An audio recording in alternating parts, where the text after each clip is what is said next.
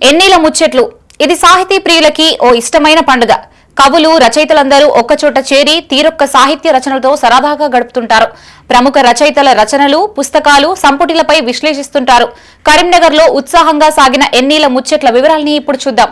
తెలంగాణ రచయితల వేదిక ఆధ్వర్యంలో ప్రతి నెల పౌర్ణమి రోజున నిర్వహించే ఎన్నీల ముచ్చట్ల సాహిత్య గోష్ఠి 150 నెలల్ని పూర్తి చేసుకుంది.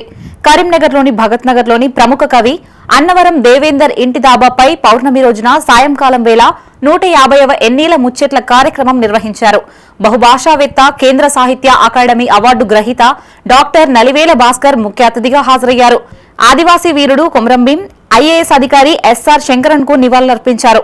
150 నెలలుగా నిరాటకంగా ఎన్నీల ముచ్చట్ల కార్యక్రమం నిర్వహిస్తున్నామని, కరోనా సమయంలో కూడా జూమ్ వేదికగా కార్యక్రమాన్ని కొనసాగించామని నిర్వాహకులు తెలిపారు. కవిత్వ వారసత్వాన్ని కరీంనగర్ కవులు ఎన్నీల ముచ్చట్ల ద్వారా కొనసాగిస్తూ కవిత్వంలో వారి స్థానాన్ని నిలుపుకుంటున్నారని నలిమేల భాస్కర్ అన్నారు. ఆధునికత వెంట మాత్రమే పరిగెత్తకుండా చరిత్రని కూడా అధ్యయనం చేయాల్సిన అవసరం కవులకి ఉందని చెప్పారు. ఈ కార్యక్రమంలో తెరవే జిల్లా అధ్యక్ష కార్యదర్శులు సివి కుమార్, దారమకుంట శంకరయ్య, కందుకూరి అంజయ్య, కూకట్ల తిరుపతి, గాసోజు నాగభూషణం, పెనుగొండ బసవేశ్వర్, గుండు రమణయ్య, కవయిత్రులు తోట నిర్మలారాణి, ఎదునూరి రాజేశ్వరి, పెనుగొండ సరసిజ, హరిప్రియ, కవులు, రచయితలు తదితరులు పాల్గొన్నారు. అవనిపై నడయాడే దేవతగా ఆకాశంలో సగమంటూ కొనియాడే మాటల మెరుపులకు పడిపోయే జాబితా కాదిపు.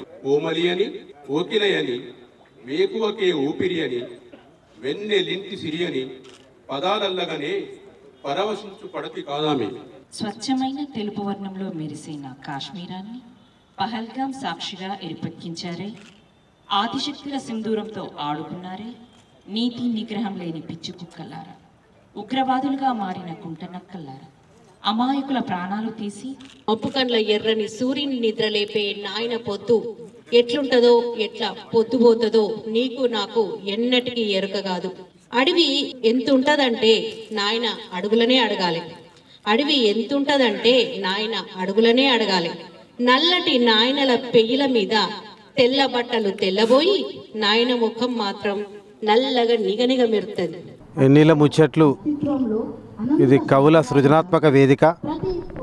తెలుగు సాహిత్య చరిత్రలో ఒక వినూత్నమైనది. ఇది ఒక మైలురాయి. ఇది కరీంనగర్ జిల్లాలో మొదలైంది. 2013లో మొదలై ప్రతి పౌర్ణమి రోజు కవులు అందరూ కూడా ఒక కవి ఇంటి డాబా పైన కూర్చొని కవిత్వం పంచుకుంటారు, కవిత్వం చెప్పుకుంటారు, మాట్లాడుకుంటారు, కలుసుకుంటారు.